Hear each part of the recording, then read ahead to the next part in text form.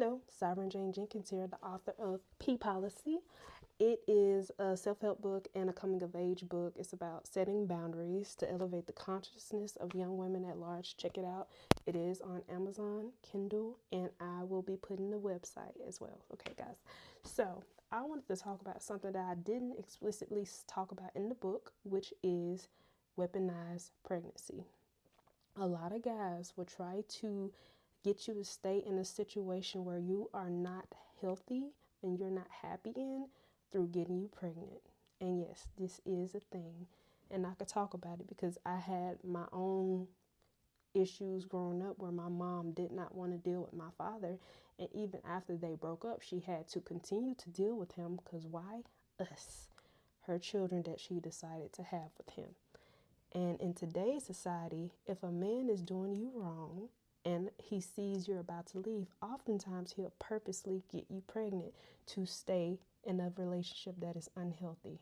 If that is the case, you need to figure out a way to navigate life in a safe space to where you're not getting into relationships with people who are disrespecting you, dishonoring you, and are disloyal to you, and then turn around and go on to the next person after getting you impregnated with their semen.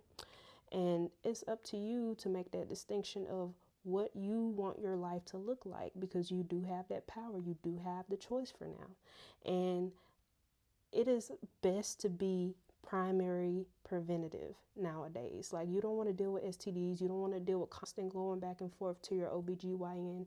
You don't want to deal with the unplanned pregnancies. You don't want to have to deal with looking up the closest AB clinic nearby that you can drive to in a timely fashion. And then you have to worry about getting charges in some states if you even try to do that. So the best decision for me was abstinence. And the plan initially was for me to be abstinent until marriage, but I ended up getting sidetracked because I am human. I do have feelings, especially in college. I was finally ready to try something different, and it turned out that this person was just an in-between time person, but I didn't realize that the more attention you spend with someone is the more addiction that you have to them, because they're triggering certain chemicals in your mind to fire every time you talk to them, every time you hang out with them, every time that you end up laughing at their jokes or being near them or smelling them.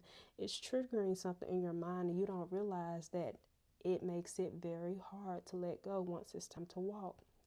And this person would continuously, in a cycle, do things to disrespect the relationship, like reaching out to his ex or saying certain things that was very disrespectful and that he knew was hurtful. But at the end of the day, this was my first relationship. I did not know how to detach. I did not know how to walk away. But when it was all said and done, and he did something that basically imploded the relationship from the very beginning that I asked him about, and he ended up doing the exact thing that I feared that he would do from the very beginning, a year and a half into the relationship. He expected me to walk away, and it was hard to do that. So I stayed and I hovered until I could not literally take it anymore. And I wasn't physically in his face. I just still had my phone line open. But it took a year to just officially block that and move on. And even after he disrespected me and dishonored me, he even said he wished he had gotten me pregnant. And that was the red flag that I needed to not go back to him, because all that would have done is kept that soul tie intact and open. I would have continuously had to deal with him as not only my first, but as my baby's father. Now, why would you want to get me pregnant when you're not even in control of your own self? You don't even know how to handle and moderate yourself and be able to deal with yourself. How are you going to take care of a child? How are you going to manage yourself in being in fatherhood when you don't even know what it is to be a man yet? Like, you were still living with your parents the majority of your life. You just got out on your own, but now you're talking about a baby. The baby wasn't something that he wanted. He just wanted to keep me on standby so I would be there until he was ready to start dealing with me again. But I'm not nobody's second. I'm not second nothing. I'm not a side piece. I don't know what that is. I only do main courses, and I will never allow somebody to treat me as a side piece or option, because I know who I am and I know what I bring to the table. I know my value, I know my worth. And because of that, abstinence was the best decision for me, because I'm able to keep a clear head, I'm able to moderate my feelings, and I'm able to emotionally regulate.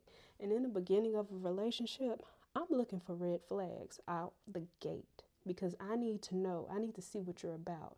If you are selling me a dream and I don't see no action to back it up, I know it's time for me to back up on out of there.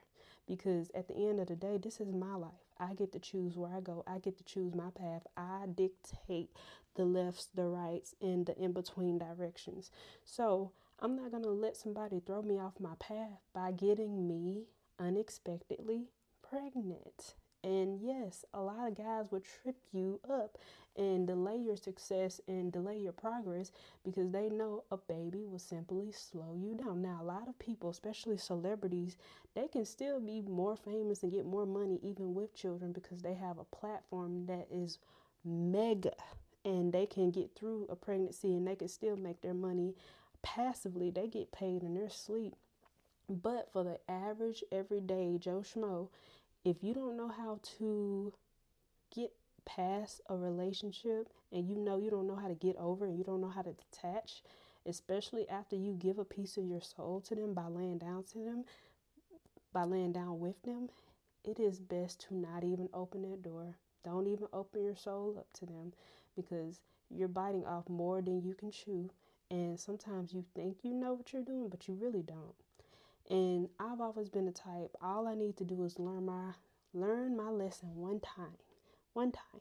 After I learned that one time, I'm good for the rest of my life. And that first relationship taught me that I was right in the beginning to keep being abstinent and keep being on my path where I was going to eventually get to my destination, what I call my magnum opus, my ultimate meaning in life. But because of that situation, it basically took me down another road. It took me down a detour to where I was never supposed to be having to heal from a relationship in my early 20s, because I didn't even want a relationship. I did not initially even want to be with this person, because ultimately I didn't see it working out for the long term, because I just didn't see it. He was not my person. And the continuous cycles of doing something and see if I will stay, doing something messed up and see if I will stay. And it was just, you know, it was literally taking advantage of my naivete. And I was naive, but I still had my mama in the meantime in the background saying, Janika, look at that. Pay attention to that. That is not right. This person is trying to get over on you, because he is your first boyfriend. He is getting over on you. Do not let him. So, because I was green, he got away with some things, but not others, because of the presence of my mom, because I had foundations under me, because I had stability. And luckily, he did not impregnate me, because I was very careful and very conscientious of getting pregnant outside of wedlock. Because usually when you get pregnant, they all gone off on their business with the next woman, leaving you to deal with that child by yourself, because now they see you as an option. They got you. They can have a rope to you for the rest of your life, or until that child ends up being 18. But sometimes even beyond 18, you've developed a soft spot for them, and you still talk to them. You still deal with them on a daily basis. But you do not have to do that. You do not have to suffer like that. You can choose a different path by not even allowing somebody to impregnate you to begin with.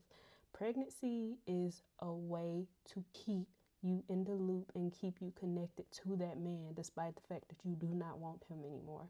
And he does not want you to move on. He wants you to stay stuck right there, especially if he knows he's your first. You see, I wasn't supposed to get away. I wasn't supposed to let go.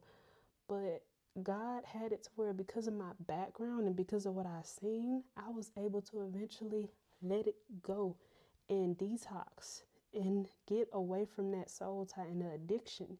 And yes, it was an addiction. Those feelings, those memories, that smell, all the things, all of those things came together into a chemical concoction to where it was hard to let it go. And now I'm good.